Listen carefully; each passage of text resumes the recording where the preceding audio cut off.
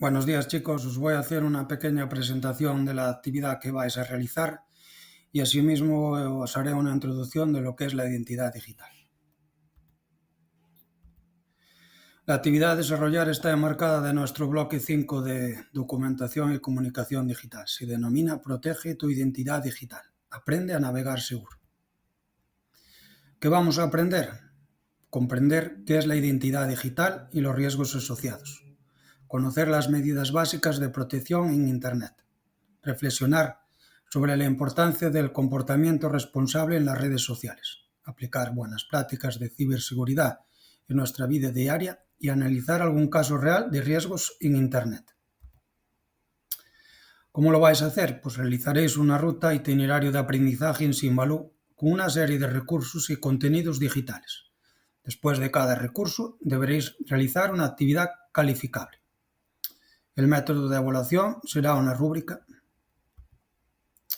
¿Qué es la identidad digital? Es el conjunto de informaciones publicadas en Internet sobre nosotros y que componen la imagen que los demás tienen sobre nosotros.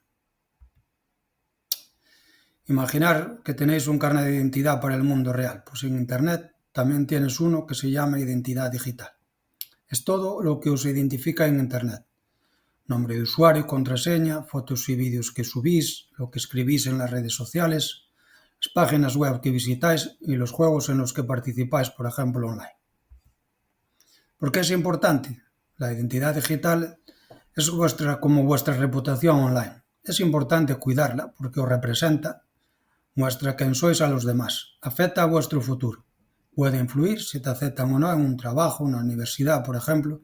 Es permanente. Lo que publicáis en Internet a veces puede ser difícil de borrar. Hay que tener cuidado porque hay muchos riesgos. Por ejemplo, ciberacoso, recibir insultos, amenazas o burlas online, suplantación de identidad, que alguien se haga pasar por vosotros, pérdida de privacidad, contenido inapropiado, ver cosas que te hacen sentir incómodo o que no son para vuestra edad, y adicción, pasar demasiado tiempo conectado y descuidar otras cosas importantes. Como resumen, indicaros que la identidad digital es vuestra huella como vuestra huella en Internet. Es importante cuidarla para proteger vuestra reputación y futuro.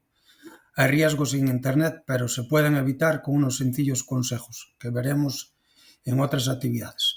Por lo tanto, chicos, usar Internet de forma responsable y segura.